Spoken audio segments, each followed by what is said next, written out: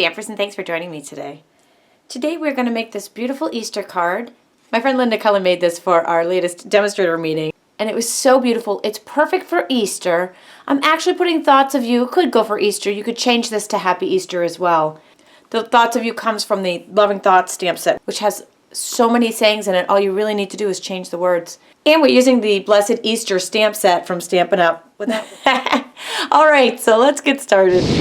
With our card, I'm going to start by cutting our shapes. We'll be using the Sizzix Big Shot for these. I'm starting with the Stampin' Up Clear Oval Accent Die. Love, love, love the shape. It makes a fantastic background.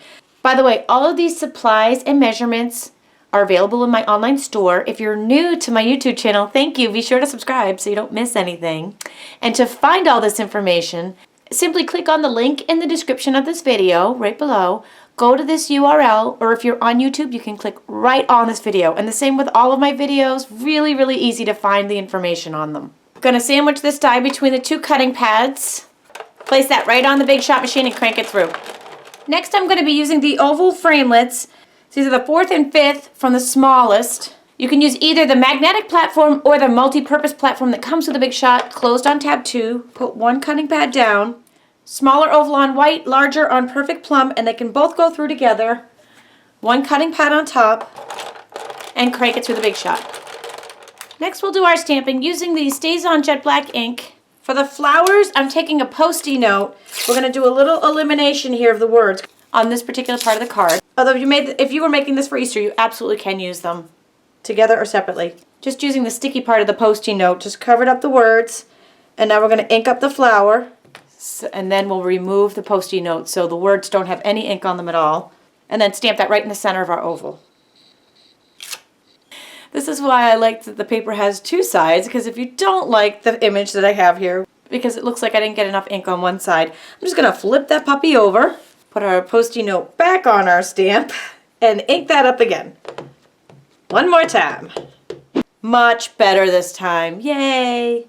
While the ink pad is out, I'm going to ink up our hardwood stamp. And I'm going to take the oval accent and just rub that right on top.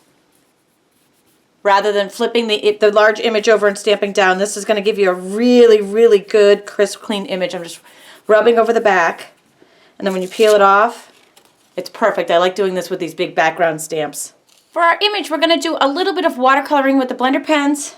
And our Pear Pizzazz and Perfect Plum ink pads. Some P words there. Perfect Plum and Pear Pizzazz.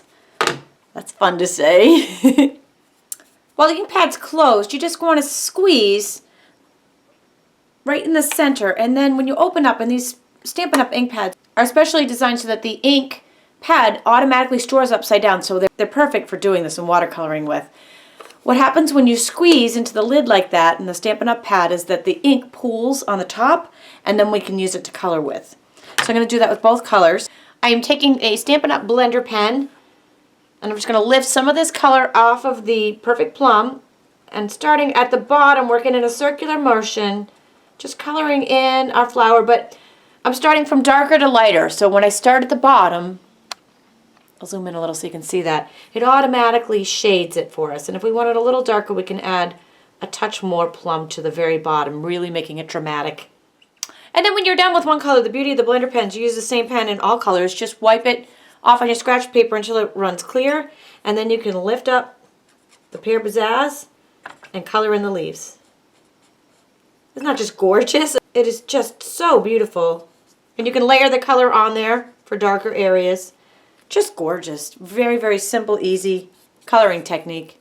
I'm going to stamp the Thoughts of You in Perfect Plum on a strip of white. It's about a 1/2 inch strip. And I'm just going to take some scissors to cut a little tail in there. So it's becomes a little banner. Use the bone folder to loosen that up. That'll make it nice and pliable for us to work with. And next it's just a matter of assembly. Again, all these measurements are on my blog. Our card opens up lengthwise.